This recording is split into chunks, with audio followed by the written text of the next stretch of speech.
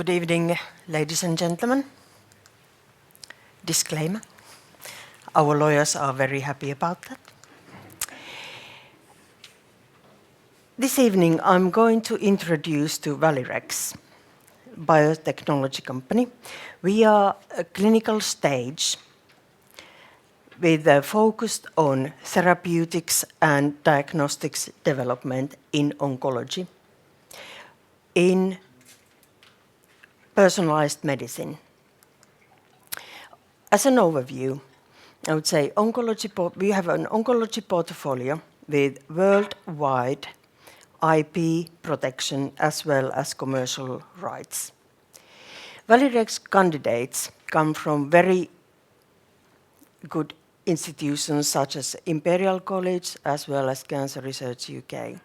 As I said, we are focused on oncology development, and very importantly, approximately 75% of drug candidates in oncology anyway are now coming from biotechnology companies. Why is that? We all know that big pharmaceutical companies such as Pfizer and Merck and Glaxo and name it have started to shut down their research development and early stage clinical trials. What does that mean? Their shareholders have been telling them that, funny enough, you need a pipeline. Where does the pipeline come from? Biotechnology companies such as Valirx. So these big pharmaceutical companies or small-size pharmaceutical companies are now out there with their shopping trolleys in a biotech supermarket, as I call it, saying, I want this, I want that, I want that, I want that. We are there to provide the pipelines for pharmaceutical companies. We have a very clear business model. What we do is, when we in-license technologies or products, we have very rigorous screening process. We have to have proof of concept, both scientific base as well as commercialized base. Commercializing is a bit tricky sometimes when you are talking about early stage drug development, but we have some metrics which we can use. Then we develop those products and compounds up to a certain point, and then pharmaceutical companies hopefully get interested, or they are interested. If you have something that works, they are interested actually. Our key achievements are now, we are in clinical trials with our lead compound with University College Hospital, which is one of the best institutions to do these kind of early stage clinical trials in Europe. We have successful biomarker developments ongoing. I will explain a bit about biomarkers. We have a lung cancer drug now hopefully going to later stage clinical trials. We have achieved to have 2 Eurostars grants. Eurostars grant is one of the most prestigious grants you can have in Europe. We had the first one about 4.5 years ago. We successfully completed the first one, and then we got the second one, and that's now ongoing. So that's scientific, commercial, and also when it comes to potential to get benefit for the patients, tick box. We have quite a few collaborations with leading institutions, oncology institutions in Europe. We have had lots of funding, and now we are in clinical trials and the patients have been dosed. Our product pipeline looks like this. I spent a bit time with this because I know it can be a bit. First of all, GeneICE platform, which I will explain a bit further detail later on, is a platform where we can design molecules that attack rebellious genes causing problems such as oncology problems, neurological problems, inflammatory diseases, etc., etc. Go back. As I said, our lead compound is now in clinical trials. Our first indication is for prostate cancer. However, this particular compound is against hormone-induced cancers as well as abnormal growth. We are talking about prostate cancer, breast cancer, ovarian cancer, endometriosis, which is very interesting field, leading to endometrial cancer as well. VAL401 is a small molecule against lung cancer. This is now going to clinical stage, and we are talking to regulators about how to progress that. We are also developing biomarkers, which are very important for personalized medicine, because usually only 30% of the patient population, we are not talking about any population, but patient population, respond to any therapeutic approach. And with biomarkers, we can select the population that is most likely to respond to any particular treatment. And this is very important. It saves money and time, and also is beneficial for the patient, because you don't want to have something that is not going to work. You want something that works. We also have quite a lot of interest for our biomarker business, and we have already generated revenues. I'm a biotech development business, and I still know how to pronounce revenue. So watch that space. VAL201, which is now in clinical trials for prostate cancer, has what we call novel mechanism of action. The challenge here is that we need new therapies to make people's life better when they have unfortunate challenge, and improve the quality of life. Valirx 201 solution is that we have a novel peptide which acts in a very specific way. When you have, say, prostate cancer, we all have cancerous growth all the time in our bodies, and usually your body knows how to tackle this particular problem. Sometimes it goes wrong. This particular peptide targets the cancerous growth, leading the side effects alone. So you will still have bone growth, you have your sexual function, in this case, because we are talking about hormonal-induced growth. And if you think about prostate cancer market, we are talking about 7 to 9 billion market. And I always think it would be very rude not to get some of that market. So I don't have to create the market. If I have something that works, market is there. And pharmaceutical companies will just say, yeah, give it to me. Oh, well, not give it to me, but I will pay a lot of money for you to do something with us. This is a bit of scientific experiment, and I always say, invest on the red line. I know that investors don't like red lines, but in this case it's good because it shows that when you administer our compound to cancer models, cancers don't grow. However, if you give a placebo, the cancers grow, as they would.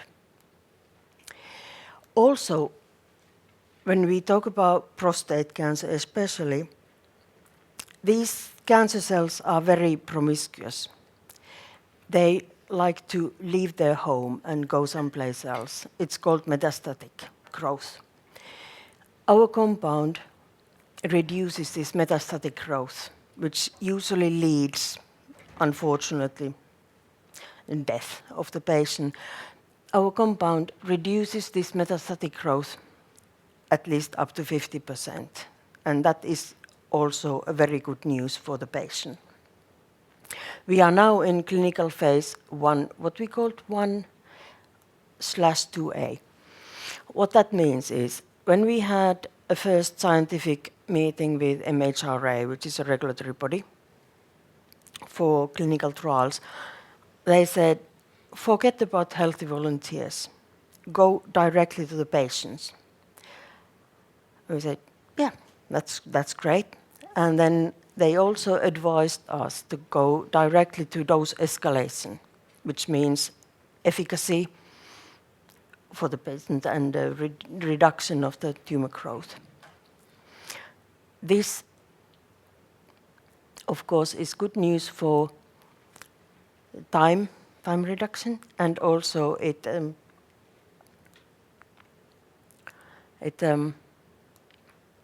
good for our cash flow, because we don't have to do healthy volunteers, we can go directly to patients, cost saving. There are follow-on indications for this particular compound in, as I said, endometriosis, breast cancer, ovarian cancer, and probably endometrial cancer as well.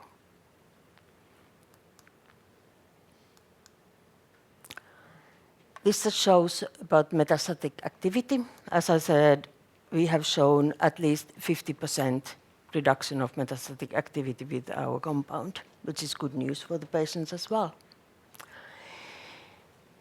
Val-401 is against lung cancer. This is very interesting compound because it's a reformulated drug with a lot of clinical safety data and tolerability data already.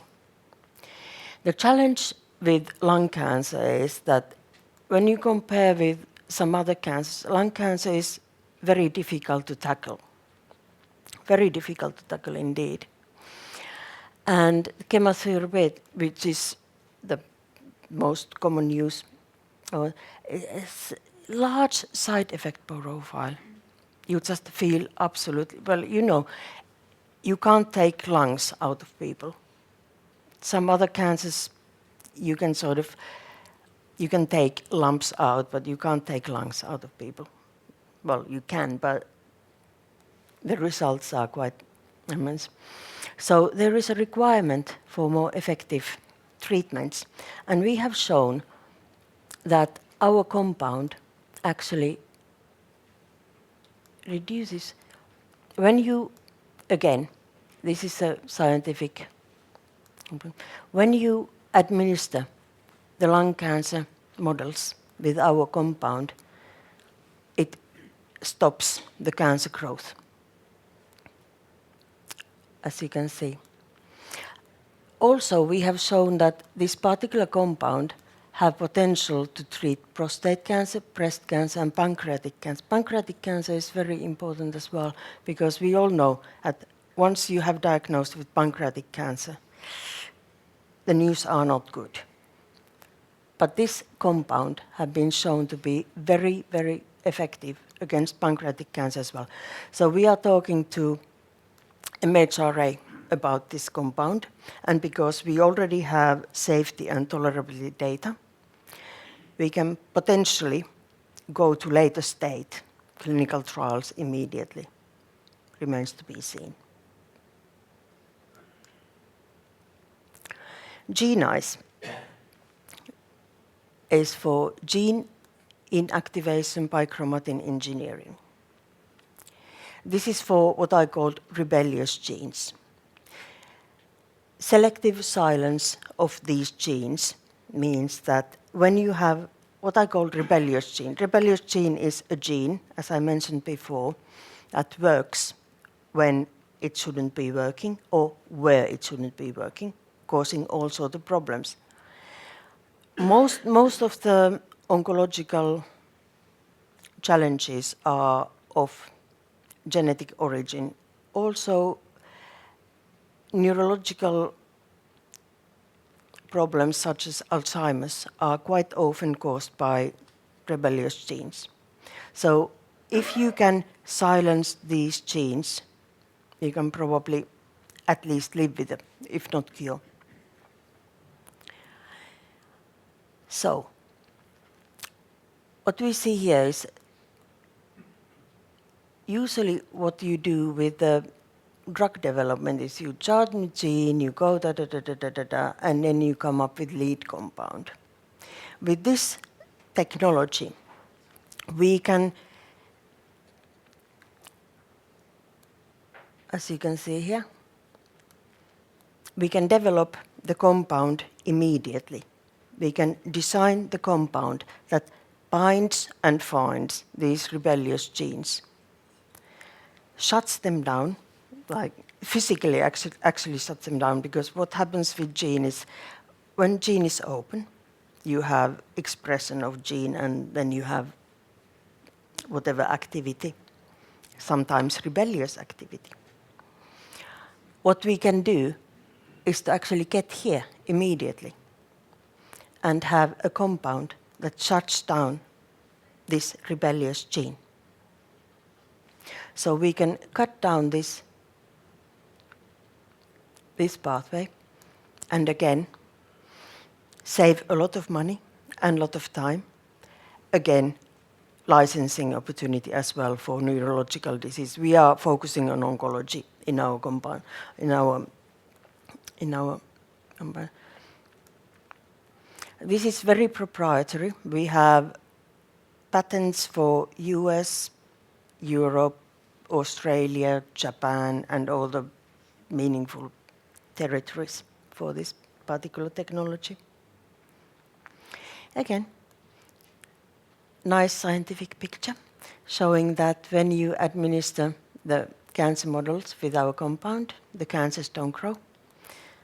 If you give placebo or nothing, the cancers grow. In this case, we are talking about what we call BCL2. BCL2 is a very interesting gene. It is a gene that enables the cancer cells to overcome the body's killing mechanism, if you like. So if you shut down this gene, you help your body to actually kill the cancer cells. Biomarkers, as I said, are very important because you have to identify your patient population who are going to respond to your treatment, and also whilst you're having a treatment, you have to monitor, well, you want to monitor if the treatment is working or not. And we recently acquired a technology that does this particularly in a cost-effective way. Traditionally, the costs have been like this, and then we went like this, and this is our technology in a cost-effective way. So you can see we can do this kind of monitoring in a very cost-effective way in terms of money as well as manpower.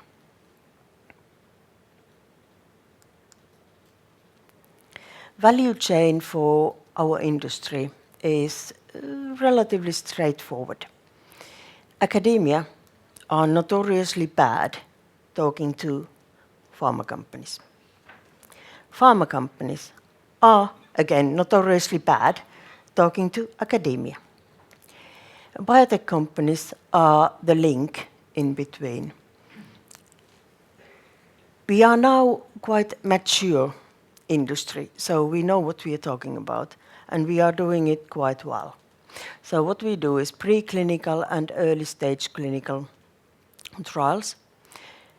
Afterwards, we are talking to pharmaceutical companies who then want to license. If you have something, they will license. We have seen quite nice deals within the last couple of years between pharma companies and biotech companies. Then they are, of course, doing marketing and all that sort of stuff. Our partners are world-class institutions. Our technologies are licensed from Cancer Research UK and Imperial College. We are now working with University College London Hospital with our clinical trials. I can't pronounce this, but I call it German institution in Heidelberg. Again, world-class institution. We are doing the development of GeneICE with the Eurostars consortium. Institute Paul Calmets is one of the best institutes in France, cancer institute in France. Again, the Helsinki and Oulu universities, we are doing the biomarker work there, and as a gentleman before me mentioned that there's a lot of very good high-tech institutions in Helsinki and Oulu as well in Finland. I don't know about the Nokia engineers, how much they know about the biotech, but at least they provide very good. Well, when it comes to diagnostics, they are actually very helpful because diagnostics it's quite a lot of engineering work with diagnostics because you have to do devices and you have to measure things and all the rest of it. So there's a lot of knowledge in Helsinki in that sort of area. And Tangent is Val 401. Directors are directors. We have all the expertise with PhDs here and there, and also financial knowledge and law expertise. So as a summary, I want to take home that we adopt sort of outsourcing model because we can't do clinical trials in our backyard for obvious reasons, or preclinical work. We do have labs in Finland, especially. We have a growing pipeline to address unmet medical need. We don't have to create the market, it's there. The early out licensing model means that we develop our products to what we call phase 2, and then pharmaceutical companies step in-license, co-develop, or whichever way you want to slice and dice the deal. Lower development risk, and we also think that, or we believe that in this way we maximize the shareholder value. Technologies originate from world-class institutions, so we don't have to explain where they come from. Imperial College Cancer Research UK. The focus is to partner, as I said, out-license or partner at phase 2 when you have efficacy for your products and your anti-tumor effects. We have Val 201 showing significant anti-tumor efficacy in preclinical models, and now we are going to dose escalation and efficacy with that particular compound. Initial outcomes from Q1, we have announced our first results, which show that it's safe, the compound is safe, and now we are going to dose escalation and anti-tumor effects. Val 401 is now completed. We have completed the preclinical phase, and we are talking to regulators to go into later stage clinical phase in lung cancer. GeneICE is the platform for rebellious gene, and we have our lead compound now in preclinical state with the Eurostars program. NAV3 and TRAC are the biomarker programs, and we hope to get revenues actually from these programs as well in licensing deals and maybe some other deals as well. And our contact details are here.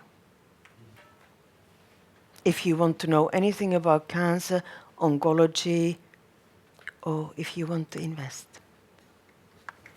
Thank you very much. Do we have any questions for Satu, please?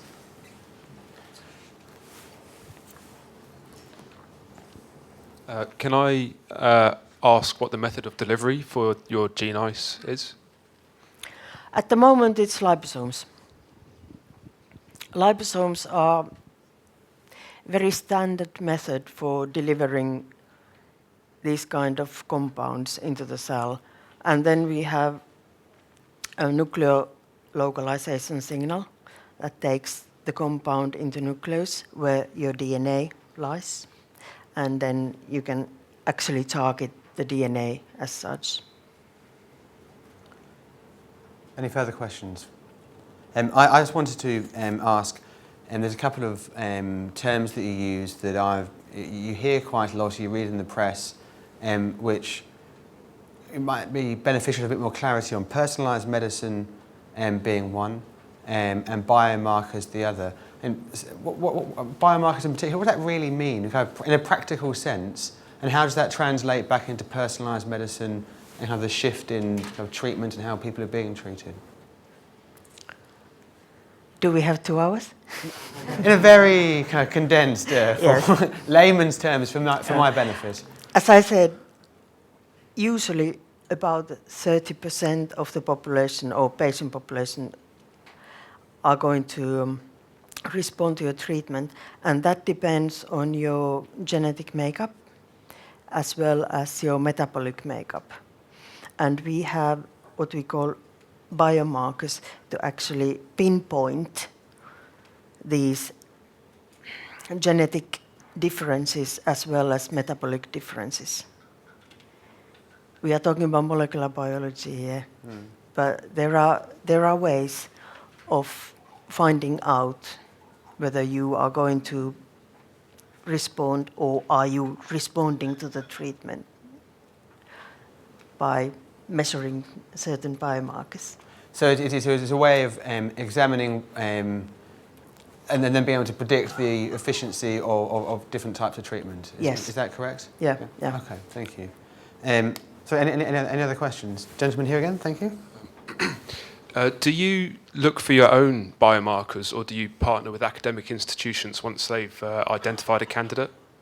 We are looking for our own biomarkers at the moment because when you know the signal transduction pathway for your drug, for example 201, then there are certain biomarkers that you want to look for.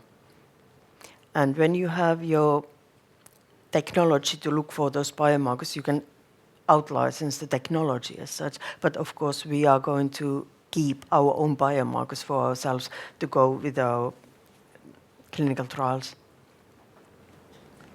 Can I ask about the, again, in layman's terms for my benefit, because I'm not an expert. You mentioned at phase 2 you look to license or to bring in a partner.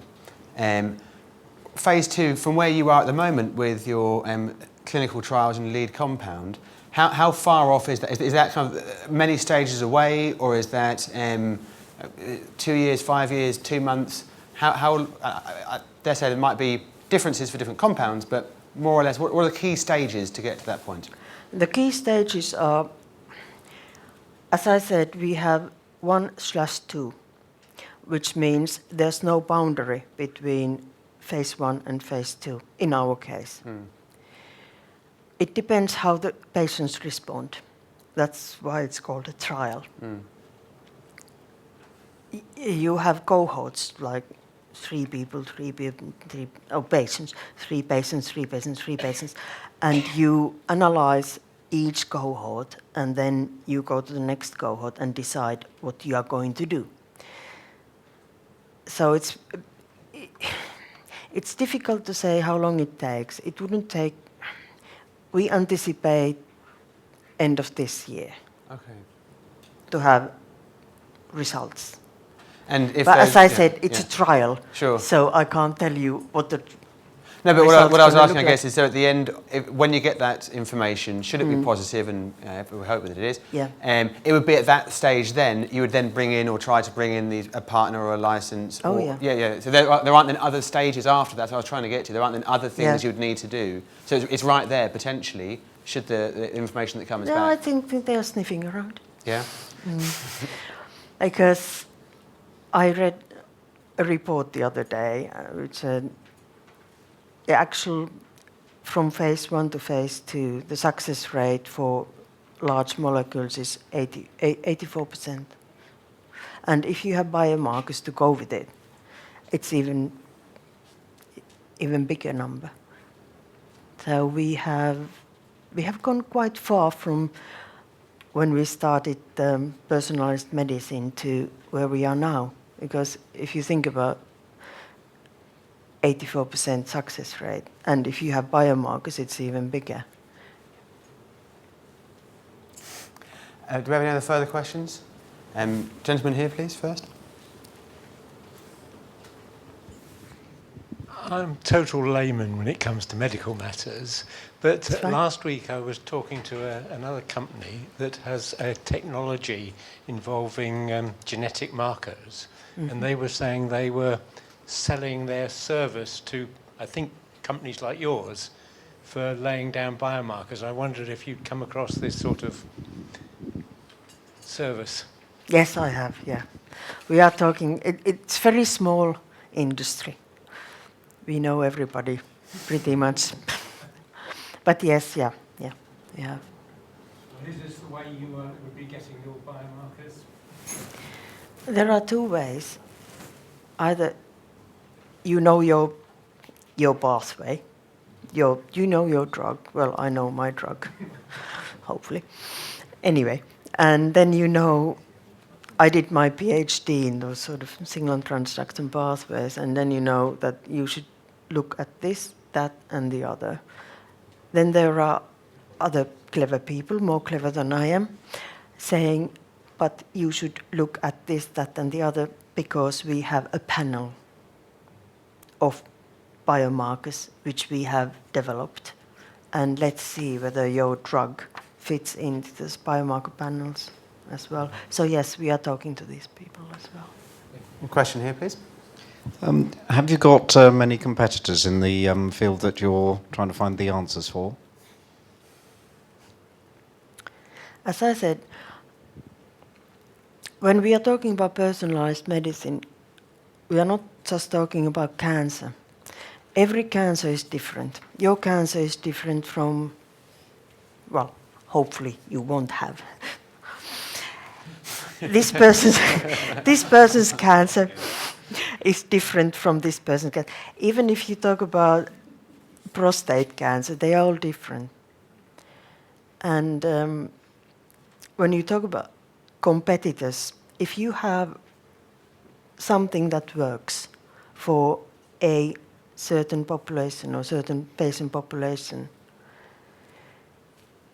it's going to be taken. So people are developing cancer drugs, but we are developing cancer drugs for this, and these other companies are developing cancer drugs for this person or this patient population. As I said, the market is 9 billion or something like that at the moment, and it's growing, unfortunately, because in terms of prostate cancer, men are living longer and you are diagnosed better. Of course, we have breast cancer as well, so we are in an even playground in that sort of sense. Yes, of course, there are other treatments as well, but if you think about chemotherapy, for example, it kills you. So personalized medicine has only been there for 12 years since human genome was published 12 years ago, when we realized that not every person's cancer, for example, is the same. So even if you have competitor, in inverted commas, they target this population, we target that population, we target that population, and if you have something that works, it's going to be a huge market. Satu, I think we're out of time now. Thank you very much indeed.